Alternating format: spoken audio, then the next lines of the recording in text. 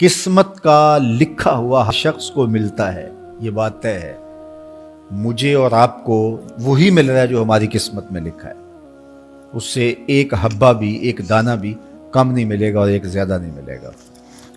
صحیح حدیث ہے، بخاری کی دیگر کتب حدیث میں موجود ہے، جب بچہ شکم مادر میں 120 دن کا ہوتا ہے تو 4 ماہ کا جب بچہ شکم مادر میں ہوتا ہے تو اس کی روح پھونکی جاتی ہے، تو فرشتہ آ کے اس کی عمر بھی لکھ جاتا ہے، اس کا شقی و سعید ہونا بھی لکھ جاتا ہے اور اس کا رزق بھی لکھ جاتا ہے۔ تو رزق جو لکھا گیا وہ ہمیں ملے گا، اور جب جب ملنا ہے تب تب ملے گا۔ جو لکھا گیا ہے وہ بہر صورت ہمیں حاصل ہوگا۔ اب وہ جو ہماری قسمت کا رزق ہے اس کے حصول کا ذریعہ کیا ہے؟ بذریعہ حلال ملتا ہے یا اس کے ذرائع حصول کے وہ حرام ہیں؟ تو یہ اللہ کے ذکر کو چھوڑنے کی سزا یہ ہے کہ ملا وہی جو قسمت کا تھا، لیکن دولت عثمان نہ ملی، دولت قارون ملی۔ لکھا جو تھا، مقسوم تھا، ملا وہی، ایک دانہ بھی زیادہ نہیں ملا اور ایک دانہ بھی کم نہیں ملا، لیکن اس کی سزا کاٹنی پڑے گی اس لیے کہ حصول کے ذرائع حرام تھے۔ تو حضرت اکرمہ رضی اللہ تعالیٰ عنہ فرماتے ہیں کسبن حرامن، تو معیشت تنگ کیسے ہوتی ہے؟ بندہ کہتا ہے کہ یہ تو بڑا کما رہا ہے لیکن کما بذریعہ حرام رہا ہے۔ اللہ اکبر۔ بعض اوقات کچھ لوگ محنت کر کے بھی حرام کماتے ہیں۔ ہم نے دیکھا کہ اس گرمی میں جو لوگ مزدوری کرتے ہیں اور بالخصوص لوہے کی بھٹی پہ جو کام کرنے والے ہیں، کتنا سخت کام ہے، لیکن وہاں بھی جو ہے وہ چاہے 15-20 منٹ جو ہے وہ خیانت کر کے اپنے اس رزق کو حرام بنا لیں اور ناجائز کر لیں، اتنی مشقت کے باوجود بھی کیتی کتری پئی خو محمد پھر سکہ بنے زردہ۔ تو ایک سودا ایسے بھی بک جاتا اگر 2 منٹ گاہک کو دیتا، لیکن جھوٹی قسم کھا لی اور وہ لے کے چلا گیا، سودا تو بک گیا لیکن ذریعہ اس کا حرام ہو گیا۔ یہ ذرا دیکھیے، جھوٹی قسم کھانے والے کو اللہ نظر رحمت سے بھی نہیں دیکھے،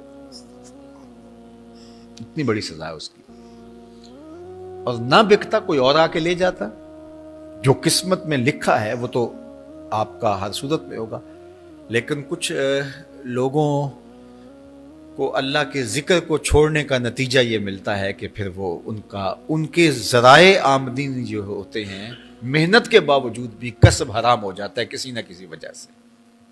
کئی لوگ دودھ اکٹھا کرتے رہتے ہیں، آخر میں ایک قطرہ پیشاب کا ڈال دیتے ہیں۔ سادہ مثال آپ کے سامنے رکھوں، کتنی محنت سے وہ کیا تھا، تو اپنی ساری محنت کو ضائع کر دیتے اور حرام کا ٹانکا لگا دیتے، ایک قطرے سے وہ سارا ضائع کر بیٹھتے۔ تو یہ اللہ کے ذکر سے منہ موڑنے کا نتیجہ ہے۔ جب تمہارے دل اللہ کی یاد سے خالی ہو جائیں گے، تمہاری زندگیوں میں قرآن نہیں ہوگا، تمہاری زندگیوں کے اندر اسلام کے اجالے نہیں ہوں گے، تو پھر نتیجہ کیا ہوگا کہ معیشت دنک کیا ہے؟ کسبن حرامن۔ دوسرا معنی کہ تنگ زندگی، تلخ زندگی، جو حضرت عبداللہ ابن عباس سے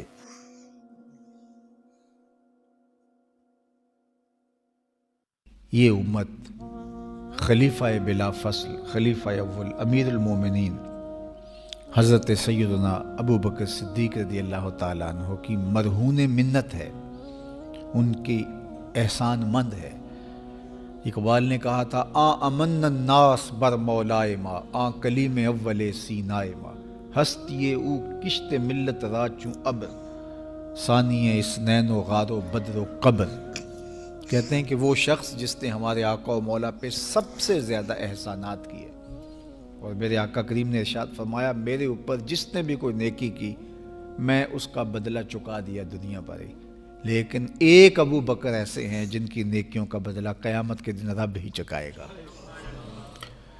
یہ حضور علیہ السلام نے ارشاد فرمایا، اور پھر میں ما نفعنی مال احد قط، ما نفعنی مال ابی بکر، مجھے کسی کے مال نے اتنا نفع نہیں دیا جتنا ابو بکر کے مال نے نفع دیا. اپنا سب کچھ حضور کی راہوں میں نچھاور کر دیا. مال پیش کیا، جان پیش کی، اولاد پیش کی، وقت دیا، ایک ایک سانس حضور کے نام کر دی. کہتے ہیں حضور علیہ السلام کا سایہ نہیں تھا، لیکن ابو بکر رضی اللہ تعالیٰ عنہ سایہ بن کے حضور کے ساتھ رہے، سائے کی طرح حضور کے ساتھ رہے. بدر کے ساتھی، حضر کے ساتھی، سفر کے ساتھی، غار کے ساتھی، حد ہو گئی مزار کے ساتھی. اللہ اکبر. ایک دن حضور ایسے نکل رہے ہیں مسجد نبوی سے تو کوئی لوگ داخل ہو رہے تھے، تو حضور کے دائیں ہاتھ میں ابو بکر کا ہاتھ تھا، بائیں میں حضرت عمر کا ہاتھ تھا. تو حضور ایسے دونوں کے ہاتھ پکڑ کے باہر نکل رہے تھے، تو کسی کو اندر آتے دیکھا تو اس کو دیکھ کر کے کہا قیامت کے دن ہم قبروں سے یوں ہی اٹھائے جائیں گے، میرے دائیں ہاتھ میں ابو بکر کا ہاتھ ہوگا، بائیں ہاتھ میں عمر کا ہاتھ ہوگا. اللہ اکبر. سیدہ کہول اہل الجنہ، جنت کے بوڑھوں کا سردار کہا. ابو بکر فی الجنہ، جنت کی بشارت دی. عشرہ مبشرہ میں سے پہلا نام حضرت ابو بکر رضی اللہ تعالیٰ عنہ کا ہے. فرمایا میرے 2 وزیر آسمان پہ ہیں، 2 وزیر زمین پہ ہیں. آسمان پہ میرے 2 وزیروں کا نام جبرائیل و میکائیل ہے، اور زمین پہ اوپر میرے 2 جو وزیر ہیں، ایک کا نام ابو بکر ہے، ایک کا نام عمر ہے. تو کیا شان ہے حضرت ابو بکر صدیق رضی اللہ تعالیٰ. ہر نبی کا صحابی عظمتوں کے معراج پہ ہے، لیکن جو شان حضور کے اس جاں نثار کو دی گئی ہے، اللہ اکبر. قرآن نے بھی کہا نا وَثَانِيَ اثْنَيْنِ إِذْ هُمَا فِي الْغَارِ. اللہ اکبر. 2 میں سے دوسرا، اللہ اکبر. جب وہ غار میں تھے، 2 میں سے دوسرا.